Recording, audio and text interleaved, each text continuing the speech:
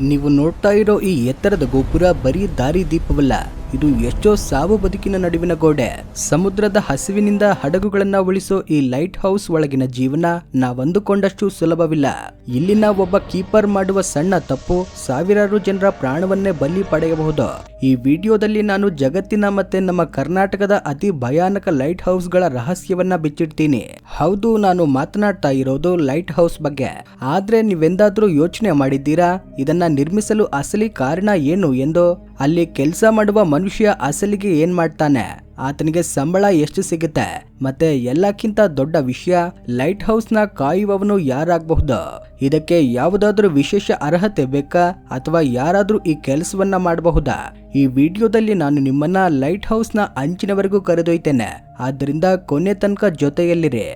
ಸ್ನೇಹಿತರೆ, light house ಬಗ್ಗೆ ಮಾತನಾಡುವ ಮೊದಲು ನಾವು ಲೈಟ್ ಹೌಸ್ ಅಂದ್ರೆ ಏನು, ಇದರ ಕೆಲಸ ಏನು ಎಂಬುದನ್ನ ಅರ್ಥ ಮಾಡಿಕೊಳ್ಬೇಕು. ಒಮ್ಮೆ ಊಹಿಸ್ಕೊಳ್ಳಿ, ನೀವೊಂದು ಹಡಗಿನ ಕ್ಯಾಪ್ಟನ್ ಆಗಿದ್ದೀರಿ. ನಿಮ್ಮ ಮುಂದೆ ದಟ್ಟವಾದ ಕತ್ತಲೆಗಿದೆ, ಆಕಾಶದಲ್ಲಿ ನಕ್ಷತ್ರಗಳು ಕಾಣ್ತಿಲ್ಲ, ಸಮುದ್ರ ಉಕ್ಕಿ ಹರಿಯುತ್ತಿದೆ. ನಿಮ್ಗೆ ದಡ ಎಷ್ಟು ದೂರವಿದೆ ಎಂದು ತಿಳಿದಿಲ್ಲ, ಮುಂದೆ ಯಾವುದಾದ್ರೂ ಬಂಡೆ ಇದೆಯೋ ಇಲ್ಲವೇ ಎಂಬುದು ಸಹ ತಿಳಿದಿಲ್ಲ. ಇದೇ ಒಂದು ಸಣ್ಣ ತಪ್ಪು ನಿಮ್ಮ ಇಡೀ ಹಡಗನ್ನ ನಾಶಪಡಿಸಬಹುದು. ಇಂತಹ ಪರಿಸ್ಥಿತಿಗಳಲ್ಲಿ ಎಲ್ಲಾ ನಾವಿಕರು ಒಂದೇ ವಿಷಯಕ್ಕಾಗಿ ಕಾಯುತ್ತಾರೆ, ಅದು ದಡದಲ್ಲಿ ಉರಿಯುತ್ತಿರುವ ಒಂದು ಬಲಿಷ್ಠ ಎತ್ತರದ ಬೆಳಕು. ಅದು ಅವರಿಗೆ ಭೂಮಿ ಹತ್ರವಿದೆಯಾ ಅಥವಾ ಅಪಾಯಕಾರಿ ಬಂಡೆಗಳು ಮುಂದೆ ಇವೆಯಾ ಇಲ್ವಾ ಎಂಬುದನ್ನ ತಿಳಿಸುತ್ತೆ. ಲೈಟ್ ಹೌಸ್ ಈ ಪರಿಸ್ಥಿತಿಯಲ್ಲಿ ಅವರಿಗೆ ಸಹಾಯ ಮಾಡ್ತದೆ. ಇದೊಂದು ಎತ್ತರದ ಗೋಪುರವಾಗಿರ್ತದೆ. ಇದರ ಮೇಲೆ ಅತ್ಯಂತ ವೇಗದ ಬೆಳಕಿನ ಲೈಟ್ ಹಾಕಲಾಗಿರ್ತದೆ.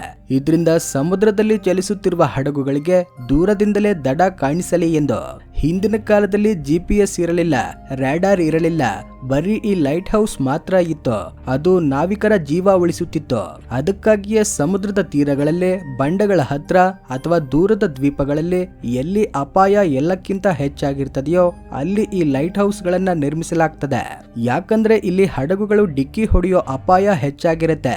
ಇಲ್ಲಿ ಹಗಲು ರಾತ್ರಿ ಲೈಟ್ ನ ಗಮನ ಹರಿಸಲಾಗ್ತದೆ.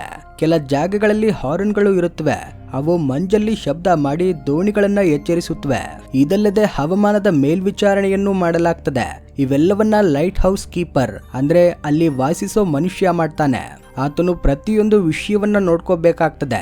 ಉದಾಹರಣೆಗೆ ಲೈಟ್ ಚಾಲನೆಯಲ್ಲಿದೆಯಾ ಇಲ್ವಾ, ಯಾವುದಾದ್ರೂ ತಾಂತ್ರಿಕ ತೊಂದರೆ ಇದೆಯಾ, ಬಿರುಗಾಳಿಯ ಎಚ್ಚರಿಕೆ ನೀಡಬೇಕಾ ಬೇಡವಾ ಎಂದು. ಇಲ್ಲಿ ವಾಸಿಸೋ ಕೀಪರ್ ಬಳಿ ತನ್ನ ಅಧಿಕಾರಿಗಳೊಂದಿಗೆ ಸಂಪರ್ಕ ಸಾಧಿಸಲು ಹಲವಾರು ಮಾರ್ಗಗಳಿರುತ್ತವೆ. ಉದಾಹರಣೆಗೆ ಸ್ಯಾಟಿಲೈಟ್ ಫೋನ್ ಅಥವಾ ರೇಡಿಯೋ ಸಿಗ್ನಲ್ ಅಥವಾ ಕಠಿಣ ಪರಿಸ್ಥಿತಿಯಲ್ಲಿ ಫ್ಲೇರ್ ಗನ್ ಬಳಕೆ ಮಾಡ್ತಾನೆ. ಈಗ ಪ್ರಶ್ನೆ ಏನಂದ್ರೆ, ಲೈಟ್ ಹೌಸ್ ಅಲ್ಲಿ ಇರುವುದು ಸುಲಭದ ವಿಷಯನ? ಇದರ ಉತ್ತರ ಖಂಡಿತವಾಗಿಯೂ ಇಲ್ಲ. ಯಾಕಂದ್ರೆ ಒಬ್ಬ ಲೈಟ್ ಹೌಸ್ ಕೀಪರ್ನ ಜೀವನದಲ್ಲಿ ಒಂಟಿತನ, ಅಪಾಯ ಮತ್ತೆ ಇಡೀ ಪ್ರಪಂಚದಿಂದ ದೂರವಿರುವ ಸಾಮರ್ಥ್ಯ ಇರಬೇಕು. ನೀವೇ ಯೋಚಿಸಿ, ತಿಂಗಳ ಕಾಲ ಯಾರೊಂದಿಗೂ ಮಾತನಾಡುವಂತಿಲ್ಲ, ಯಾವುದೇ ಸೋಷಿಯಲ್ ಮೀಡಿಯಾ ಇಲ್ಲ, ಕಾಲ್ ಇಲ್ಲ, ಬರೀ ಸಮುದ್ರದ ಶಬ್ದಗಳು ಮತ್ತೆ ಎಲ್ಲಿ ಬಿರುಗಾಳಿ ಬರುತ್ತೋ ಎನ್ನುವ ಭಯ. ಅಂದಹಾಗೆ ಇಂದಿನ ಆಧುನಿಕ ಕಾಲದಲ್ಲಿ ಜನರು ತಮ್ಮನ್ನ ತಾವು ಎಂಟರ್ಟೈನ್ಮೆಂಟ್ ಮಾಡಿಕೊಳ್ಳಲು ಕೆಲವು ಎಕ್ವಿಪ್ಮೆಂಟ್ ತಮ್ಮ ಬಳಿ ಇಟ್ಕೊಂಡಿರ್ತಾರೆ. ಆದ್ರೆ ಹಳೆ ಕಾಲದಲ್ಲಿ ಎಷ್ಟೋ ಜನರು ಈ ಒಂಟಿತನದಿಂದಾಗಿ ಹುಚ್ಚರಾಗಿದ್ರು. ಯಾಕಂದ್ರೆ ಇವರೊಂದಿಗೆ ತಿಂಗಳುಗಳ ಕಾಲ ಸಂಪರ್ಕವೇ ಮಾಡಲಾಗುತ್ತಿರಲಿಲ್ಲ. ಈಗ ಲೈಟ್ ಹೌಸ್ ಕೀಪರ್ನ ಸಂಬಳ ಮತ್ತೆ ಅರ್ಹತೆಯ ಬಗ್ಗೆ ಮಾತನಾಡೋಣ. ಹಾಗೇನೆ ಇದನ್ನ ಹೇಗೆ ಮ್ಯಾನೇಜ್ ಮಾಡಲಾಗ್ತದೆ ಎನ್ನುವುದರ ಬಗ್ಗೆಯೂ ತಿಳಿದುಕೊಳ್ಳೋಣ. ಮಳೆ ಬಿರುಗಾಳಿ ಏನೇ ಇರಲಿ, ಲೈಟ್ ಹೌಸ್ ನ ದೀಪ ಸದಾ ಉರಿಯುತ್ತಿರಬೇಕು. ಇದನ್ನ ಖಚಿತಪಡಿಸಿಕೊಳ್ಳುವವನೇ ಲೈಟ್ ಹೌಸ್ ಕೀಪರ್. ದೀಪದ ಬೆಳಕು ಸರಿಯಾಗಿದೆಯಾ ಮತ್ತೆ ಅದು ಸರಿಯಾಗಿ ಕೆಲಸ ಮಾಡ್ತಿದೆಯಾ ಎಂದು ಇವರು ದಿನವೂ ಗಮನ ಹರಿಸ್ತಾರೆ. ಇದಾದ ನಂತರ ಲೈಟ್ ನ ಬಲ್ಬ್ ಸರಿಯಾಗಿ ರೊಟೇಟ್ ಆಗ್ತಿದೆಯಾ ಇಲ್ವಾ ಎನ್ನುವುದನ್ನು ನೋಡ್ಕೋಬೇಕಾಗ್ತದೆ. ಜೊತೆಗೆ ಇದರ ಪವರ್ ಸೋರ್ಸ್ ಅನ್ನ ಕೂಡ ಸರಿಯಾಗಿ ಚೆಕ್ ಮಾಡಬೇಕಾಗ್ತದೆ. ಹಳೆ ಕಾಲದಲ್ಲಿ ಲೈಟ್ ಇಲ್ಲದಿದ್ದಾಗ ಜನರು ಬೆಂಕಿ ಹಚ್ಚಿ ಬೆಳಕನ್ನ ಹೊಮ್ಮಿಸುತ್ತಿದ್ರು. ಅದಾದ ನಂತರ ಸೀಮೆ ಎಣ್ಣೆಯ ಬಳಕೆ ಶುರುವಾಯಿತು. ಮತ್ತೆ ಸಮಯ ಕಳೆದಂತೆ ನೈಸರ್ಗಿಕ ಅನಿಲದ ಬಳಕೆಯೂ ಆಗತೊಡಗಿತ್ತು. ಆದ್ರೆ ಇಂದಿನ ಆಧುನಿಕ ಯುಗದಲ್ಲಿ ಲೈಟ್ ಹೌಸ್ ಅನ್ನ ಪೂರ್ತಿಯಾಗಿ ಎಲೆಕ್ಟ್ರಿಕ್ ಮಾಡಲಾಗಿದೆ. ಇದರ ಮೇಲೆ ಅತ್ಯಂತದ ಹೈ ಬೀಮ್ ಬೆಳಕಿನ ಬಲ್ಬ್ ಹಾಕಲಾಗಿರ್ತದೆ. ಇದಕ್ಕೆ ಪವರ್ ನೀಡಲು ಸೋಲಾರ್ ಸಿಸ್ಟಮ್ ಬಳಸಲಾಗ್ತದೆ ಅಥವಾ ಜನರೇಟರ್ ಬಳಸಲಾಗ್ತದೆ. ಇದರಲ್ಲಿ ಟೈಮ್ ಟು ಟೈಮ್ ಹಡಗುಗಳ ಮೂಲಕ ತೈಲದ ಪೂರೈಕೆ ಮಾಡಲಾಗ್ತದೆ. ಲೈಟ್ ಹೌಸ್ ಕೀಪರ್ನ ಸಂಬಳದ ಬಗ್ಗೆ ಮಾತನಾಡೋದಾದ್ರೆ ಪ್ರತಿ ದೇಶದಲ್ಲಿ ಇದರ ಸಂಬಳ ಬೇರೆ ಬೇರೆಯಾಗಿರ್ತದೆ. ಉದಾಹರಣೆಗೆ ಭಾರತದಲ್ಲಿ ಇಂದಿನ ಸಮಯದಲ್ಲಿ 200ಕ್ಕೂ ಹೆಚ್ಚು ಲೈಟ್ ಹೌಸ್ಗಳು ಸಮುದ್ರದಲ್ಲಿ ನಿಂತಿವೆ. ಇವುಗಳಲ್ಲಿ ಹೆಚ್ಚಿನವು ಆಟೋಮೇಟೆಡ್ ಆಗಿವೆ, ಅಂದರೆ ಇವುಗಳನ್ನ ನಡೆಸಲು ಕೀಪರ್ನ ಅಗತ್ಯವಿರೋದಿಲ್ಲ. ಆದ್ರೆ ಲಕ್ಷದ್ವೀಪ, ಅಂಡಮಾನ್ ನಿಕೋಬಾರ್ ದ್ವೀಪ, ಗುಜರಾತ್ ಮತ್ತೆ ಮಹಾರಾಷ್ಟ್ರದ ಕರಾವಳಿ ಪ್ರದೇಶಗಳಲ್ಲಿ ಕೀಪರ್ನ ಅಗತ್ಯವಿರುತ್ತದೆ. ಕೇವಲ ಗುಜರಾತ್ ಅಥವಾ ಮಹಾರಾಷ್ಟ್ರ ಮಾತ್ರವಲ್ಲ, ನಮ್ಮ ಕರ್ನಾಟಕದ ಕಾರವಾರ, ಭಟ್ಕಳ ಮತ್ತೆ ಕಾಪು ಕರಾವಳಿ ಪ್ರದೇಶಗಳಲ್ಲಿರೋ ಲೈಟ್ ಹೌಸ್ಗಳಲ್ಲೂ ಕೀಪರ್ಗಳು ಹಗಲು ರಾತ್ರಿ ಕಾವಲು ಕಾಯುತ್ತಿರ್ತಾರೆ. ಯಾಕಂದ್ರೆ ಈ ಪ್ರದೇಶಗಳು ಸಾಕಷ್ಟು ಅಪಾಯಕಾರಿ ಜಾಗಗಳಾಗಿವೆ. ಇದರಲ್ಲಿ ಕೀಪರ್ಗೆ 50,000ದಿಂದ 1,00,000ದವರೆಗೂ ಮಾಸಿಕ ಸಂಬಳ ನೀಡಲಾಗ್ತದೆ. ಆದಾಗೂ ಅಮೆರಿಕ, ಕೆನಡಾ, ಆಸ್ಟ್ರೇಲಿಯಾ ಮತ್ತೆ ನ್ಯೂಜಿಲೆಂಡ್ ಅಲ್ಲಿ ಸಾಕಷ್ಟು ಹೆಚ್ಚು ಸಂಬಳ ನೀಡಲಾಗ್ತದೆ. ಅಮೆರಿಕದ ರಿಮೋಟ್ ಲೊಕೇಶನ್ನ ಕರಾವಳಿ ಪ್ರದೇಶಗಳಲ್ಲಿ ಕೀಪರ್ಗಳ ಸಂಬಳ ವಾರ್ಷಿಕವಾಗಿ 1 ಕೋಟಿಗಿಂತಲೂ ಹೆಚ್ಚಾಗಿರುತ್ತೆ. ಆದಾಗೂ ಇವುಗಳಲ್ಲಿ ರಿಸ್ಕ್ ಕೂಡ ಅಷ್ಟೇ ಇರುತ್ತೆ.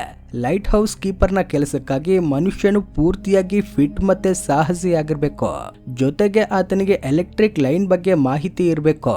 ಇದರೊಂದಿಗೆ ಸಮುದ್ರದ ಪ್ರದೇಶಗಳ ಬಗ್ಗೆ ಮಾಹಿತಿ ಇರಬೇಕು. ಇದಾದ ನಂತರವೇ ಈ ಕೆಲಸಕ್ಕಾಗಿ ನೀವು ಅಪ್ಲೈ ಮಾಡಬಹುದು. ಇದರಲ್ಲಿ ನಿಮ್ಗೆ ಈ ನಿರ್ಜನ ಮತ್ತೆ ಒಂಟಿ ಪ್ರದೇಶದಲ್ಲಿ ಹೇಗೆ ಸರ್ವೈವ್ ಆಗಬೇಕು ಎಂದು ವಿಶೇಷ ಟ್ರೈನಿಂಗ್ ಕೂಡ ನೀಡಲಾಗ್ತದೆ. ಈ ಲೈಟ್ ಹೌಸ್ಗಳಲ್ಲಿ ನಿಮ್ಮನ್ನ ಆಶ್ಚರ್ಯಗೊಳಿಸುವಂತಹ ಕೆಲವು ಘಟನೆಗಳು ಕೂಡ ನಡೆದಿವೆ. ಇವುಗಳಲ್ಲಿ ಲೈಟ್ ಹೌಸ್ ಕೀಪರ್ ರಹಸ್ಯಮಯವಾಗಿ ನಾಪತ್ತೆಯಾಗಿದ್ದಾರೆ. ಇವುಗಳಲ್ಲಿ ಫ್ಲಾನನ್ ಐಲ್ಯಾಂಡ್ ನ ಲೈಟ್ ಹೌಸ್ ನ ರಹಸ್ಯ ಇಂದಿಗೂ ಬಗೆಹರಿಯದ ಮಿಸ್ಟ್ರಿಯಾಗಿದೆ. 1900ರಲ್ಲಿ ಸ್ಕಾಟ್ಲೆಂಡ್ ನಿಂದ ಸುಮಾರು 20 ಮೈಲಿ ದೂರ ಅಟ್ಲಾಂಟಿಕ್ ಮಹಾಸಾಗರದಲ್ಲಿ ನೆಲೆಸಿರುವ ಒಂದು ನಿರ್ಜನ ದ್ವೀಪ. ಇದರ ಹೆಸರು ಫ್ಲಾನನ್ ಐಲ್ಯಾಂಡ್. ಇಲ್ಲೊಂದು ಲೈಟ್ ಹೌಸ್ ಇತ್ತು. ಇದರ ಮೇಲೆ ಒಬ್ಬರಲ್ಲ ಇಬ್ಬರಲ್ಲ 3 ಕೀಪರ್ಗಳನ್ನ ನಿಯೋಜಿಸಲಾಗಿತ್ತು. ಥಾಮಸ್ ಮಾರ್ಷಲ್, ಜೇಮ್ಸ್ ಡೂಕಟ್ ಮತ್ತೆ ಡೊನಾಲ್ಡ್ ಮೆಕ್ಆರ್ಥರ್. ಡಿಸೆಂಬರ್ 15ರಂದು ಲೈಟ್ ಹೌಸ್ ನ ಬೆಳಕು ಇದ್ದಕ್ಕಿದ್ದಂತೆ ಬಂದಾಯಿತು. ಇದು ತುಂಬಾನೇ ದೊಡ್ಡ ವಿಷಯ. ಯಾಕಂದ್ರೆ ಈ ಬೆಳಕೆ ಹಡಗುಗಳಿಗೆ ದಾರಿ ತೋರಿಸುತ್ತಿತ್ತು. 4 ದಿನಗಳ ನಂತರ ಅಂದ್ರೆ ಡಿಸೆಂಬರ್ 20ರಂದು ಒಂದು ಹಡಗು ಹೆಸ್ಪರಸ್ ಅಲ್ಲಿ ರೇಷನ್ ಮತ್ತೆ ಸಹಾಯ ಹೊತ್ತು ತಲುಪಿತು. ಆದ್ರೆ ಹಡಗು ತೀರಕ್ಕೆ ತಲುಪುತ್ತಿದ್ದಂತೆ ಅಲ್ಲಿ ಪೂರ್ತಿ ಮೌನವಾಗಿತ್ತು. ಆ ಲೈಟ್ ಹೌಸ್ ನ ಬಾಗಿಲುಗಳು ತೆರೆದಿದ್ದವು.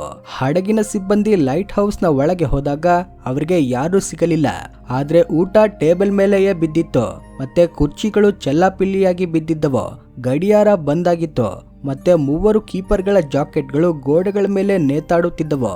ತನಿಖೆಯಲ್ಲಿ ಕೇವಲ ಒಂದು ನೋಟ್ ಮಾತ್ರ ಸಿಕ್ಕಿತ್ತು. ಇದರಲ್ಲಿ ಸಮುದ್ರದಲ್ಲಿ ಬಿರುಗಾಳಿ ಇದೆ, ದೇವರು ಎಲ್ಲರನ್ನ ರಕ್ಷಿಸಲಿ ಎಂದು ಬರೆದಿತ್ತು. ಆದ್ರೆ ಯಾವ ದಿನಗಳಲ್ಲಿ ಬಿರುಗಾಳಿ ಎಂದು ಬರೆಯಲಾಗಿತ್ತೋ ಆ ಸಮಯದಲ್ಲಿ ಹವಾಮಾನ ಪೂರ್ತಿ ಶಾಂತವಾಗಿತ್ತು. ಇದಾದ ನಂತರ ಕೆಲವು ಥಿಯರಿಗಳನ್ನ ಮಾಡಿದ್ರು. ಅವುಗಳ ಪ್ರಕಾರ ಬಹುಶಃ ಇವರು 3 ಪರಸ್ಪರ ಜಗಳ ಮಾಡಿಕೊಂಡಿರಬಹುದು, ಆಗ ಜಾರಿ ಸಮುದ್ರಕ್ಕೆ ಬಿದ್ದಿರಬಹುದು ಎಂದು ಹೇಳಿಕೊಂಡರು. ಅಥವಾ ಈ 3 ಕೀಪರ್ಗಳು ಒಂದು ದೊಡ್ಡ ಅಲೆಯಲ್ಲಿ ಕೊಚ್ಚಿ ಹೋಗಿರಬಹುದು, ಅಥವಾ ಇವರಲ್ಲಿ ಯಾವುದೋ ಮಾನಸಿಕ ಒತ್ತಡ ಅಥವಾ ಭಯಕ್ಕೆ ಕಾರಣವಾಗಿರಬಹುದು ಎಂದರು. ಆದಾಗೂ ಇದನ್ನ ಕೆಲವು ಜನರು ಹೊರ ಪ್ರಪಂಚ ಅಥವಾ ಭೂತ ಪ್ರೇತಗಳ ಕಾರಣ ಅಂತಾನೂ ಹೇಳ್ತಾರೆ. ಈಗ ನಮ್ಮ ಹೆಮ್ಮೆಯ ಕರ್ನಾಟಕದ ಅತ್ಯಂತ ರೋಚಕ ಲೈಟ್ ಹೌಸ್ಗಳ ಬಗ್ಗೆ ತಿಳ್ಕೊಳ್ಳೋಣ. Number 1, oyster rock light house.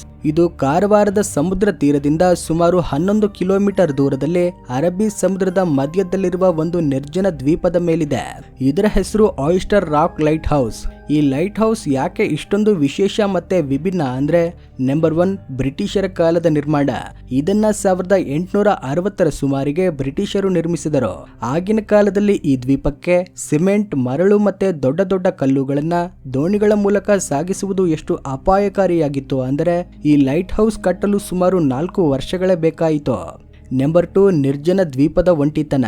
ಈ ಲೈಟ್ ಹೌಸ್ ಇರೋ ದ್ವೀಪಕ್ಕೆ ಹೋಗಲು ಕೇವಲ ಬೋಟ್ ಮೂಲಕವೇ ಸಾಧ್ಯ. ಅಲ್ಲಿ ಜನವಸತಿ ಇಲ್ಲ, ಕೇವಲ ಬಂಡೆಗಳು ಮತ್ತೆ ದಟ್ಟವಾದ ಮರಳು ಮಾತ್ರ ಇದೆ. ಮಳೆಗಾಲದಲ್ಲಿ ಅಲೆಗಳ ಆರ್ಭಾಟ ಎಷ್ಟು ಹೆಚ್ಚಾಗಿರುತ್ತೆ ಎಂದ್ರೆ ತಿಂಗಳುಗಟ್ಟಲೆ ಈ ದ್ವೀಪಕ್ಕೆ ಯಾರು ಹೋಗಲು ಸಾಧ್ಯವೇ ಆಗೋದಿಲ್ಲ. ಅಲ್ಲಿನ ಕೀಪರ್ ತಿಂಗಳುಗಟ್ಟಲೆ ಪ್ರಪಂಚದ ಸಂಪರ್ಕವೇ ಇಲ್ಲದೆ ಒಂಟಿಯಾಗಿ ಇರಬೇಕಾಗ್ತದೆ. ನಂಬರ್ 3, ಅಪಾಯಕಾರಿ ಹಾದಿ. ಈ ಲೈಟ್ ಹೌಸ್ ತಲುಪಲು ದೋಣಿಯಿಂದ ಇಳಿದ ಮೇಲೆ ಸುಮಾರು 200ರಿಂದ 300 ಮೆಟ್ಟಿಲುಗಳಷ್ಟು ಬಂಡೆಗಳನ್ನ ಏರಬೇಕು. ನಂಬರ್ 4, ಐತಿಹಾಸಿಕ ರಹಸ್ಯ. ಈ ಲೈಟ್ ಹೌಸ್ ಮೇಲೆ ಅಳವಡಿಸಲಾದ ಬೃಹತ್ ಗಾಜು ಮತ್ತೆ ಬೆಳಕಿನ ಯಂತ್ರಗಳನ್ನ ಆ ಕಾಲದಲ್ಲಿ ಲಂಡನ್ನಿಂದ ಹಡಗುಗಳ ಮೂಲಕ ತರಿಸಲಾಗಿತ್ತು. ಅಂದಿನಿಂದ ಇಂದಿನವರೆಗೂ ಇದು ಸಾವಿರಾರು ಹಡಗುಗಳಿಗೆ ದಾರಿ ದೀಪವಾಗಿದೆ. ನೀವು ಒಂದು ವೇಳೆ ಕಾರವಾರಕ್ಕೆ ಹೋದ್ರೆ ದೂರದಿಂದ ಸಮುದ್ರದ ಮಧ್ಯೆ ಕಾಣುವ ಈ ಒಂಟಿ ಗೋಪುರವನ್ನ ಒಮ್ಮೆ ನೋಡಿ, ಆಗ ನಿಮ್ಗೆ ಅಲ್ಲಿನ ಕೀಪರ್ಗಳ ಸಾಹಸ ಅರ್ಥವಾಗ್ತದೆ. Number 2 Kapu lighthouse. ಉಡುಪಿಯ ಕಾಪು ಲೈಟ್ ಹೌಸ್ ಬಗ್ಗೆ ನೀವು ಕೇಳಿರಲೇಬೇಕು. ಇದು ಬರೀ ಪ್ರವಾಸಿ ತಾಣವಲ್ಲ, ಇದರ ಹಿಂದೆ ಒಂದು ಸಾಹಸ ಗಾದೆಯೇ ಇದೆ. ನಂಬರ್ 1 ಭೀಕರ ಬಂಡೆಯ ಮೇಲಿನ ಗೋಪುರ. ಈ ಲೈಟ್ ಹೌಸ್ ಅನ್ನ ಸಮುದ್ರದ ದಡದಲ್ಲಿರೋ ಒಂದು ಬೃಹತ್ ಮತ್ತೆ ಎತ್ತರದ ಬಂಡೆಯ ಮೇಲೆ 1901ರಲ್ಲಿ ನಿರ್ಮಿಸಲಾಗಿದೆ. ಅಲೆಗಳು ಈ ಬಂಡೆಗೆ ಬಡಿಯುವ ವೇಗ ಎಷ್ಟಿರುತ್ತೆ ಎಂದರೆ ಮಳೆಗಾಲದಲ್ಲಿ ಆ ಶಬ್ದ ಕೇಳಿದ್ರೆ ಎದೆ ನಡಗುತ್ತೆ. ನಂಬರ್ 2 ಕೀಪರ್ಗಳ ಕಠಿಣ ಸವಾಲು. ಈ ಲೈಟ್ ಹೌಸ್ 27 ಮೀಟರ್ ಎತ್ತರವಿದೆ. ಅಲ್ಲಿ ಕೆಲಸ ಮಾಡುವ ಕೀಪರ್ ಪ್ರತಿದಿನ 16 ಬಾರಿ ಕಡಿದಾದ ಮೆಟ್ಟಿಲುಗಳನ್ನ ಹತ್ತಿ ಇಳಿಯಬೇಕು.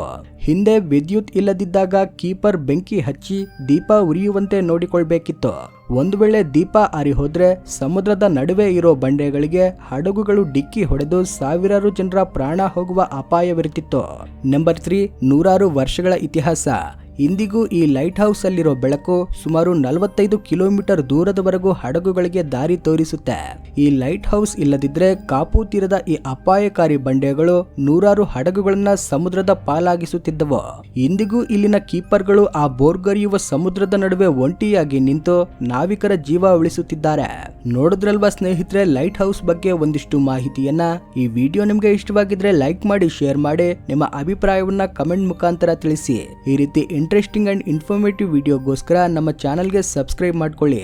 ವಿಡಿಯೋ ನೋಡಿದ್ದಕ್ಕೆ ಧನ್ಯವಾದಗಳು.